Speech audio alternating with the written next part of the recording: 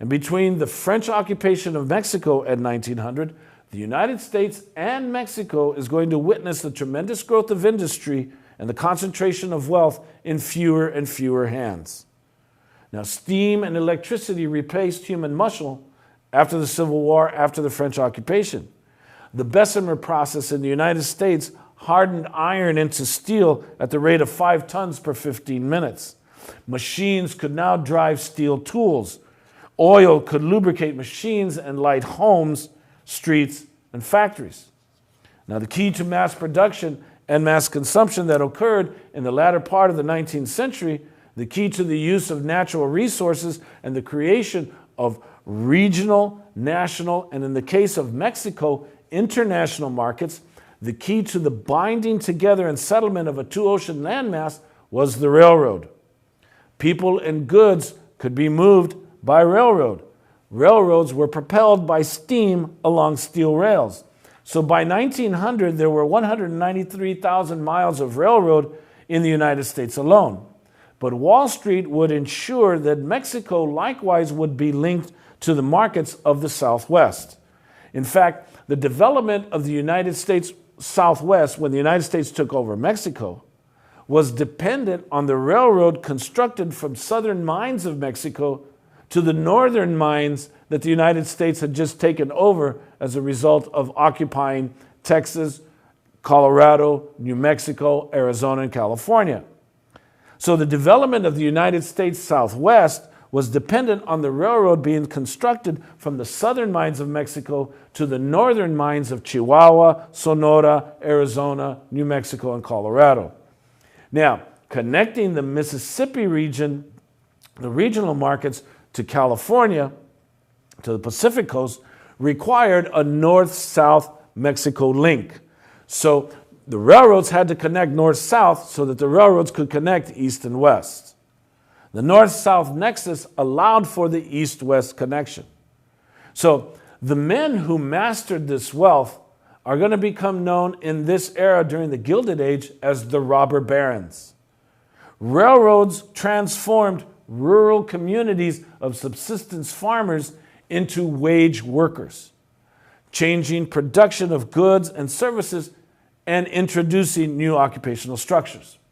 So the industrial and the political elites of both Mexico and the United States are going to take hold of their respective countries, and they're going to organize the greatest march of economic growth in human history.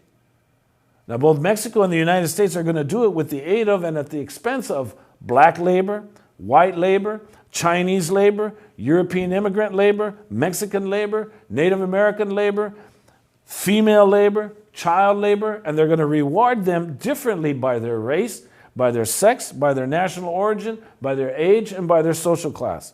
So this march of economic growth after the Civil War, after the French occupation, this march of economic growth transformed existing social relations, and it introduced radical changes in production. It introduced radical changes in occupational structures.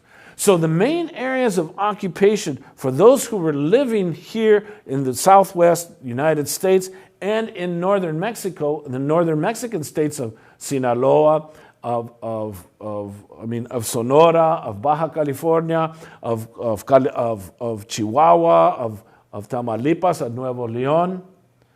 The main areas of occupation for those moving to northern Mexico and the United States was, as I shared with you, agriculture, cattle ranching, mining, and transportation. And so this is what Mexicans are going to be doing as the United States takes over and starts integrating markets. So it was Benito Juarez who liberated Mexicans from French rule. Benito Juarez initiated human rights legislation for the majority of his countrymen through constitutional reform between 1860 and 1872. He wanted most Mexicans to live on the land to own the land that they lived on. But conservatives in Benito Juarez's administration worked hard to undermine his administration. And La Reforma and this experiment in racial justice ended with his death. Without democratic and institutional stability, a return to centralized autocracy and economic exploitation under the regime of Porfirio Diaz became inevitable. After Benito Juarez's death in 1872, this man named Porfirio Diaz, who assisted Juarez in the overthrow of the French occupation, is going to take over as Mexico's leader. Now, he, unlike Juarez, had no use for his indigenous past.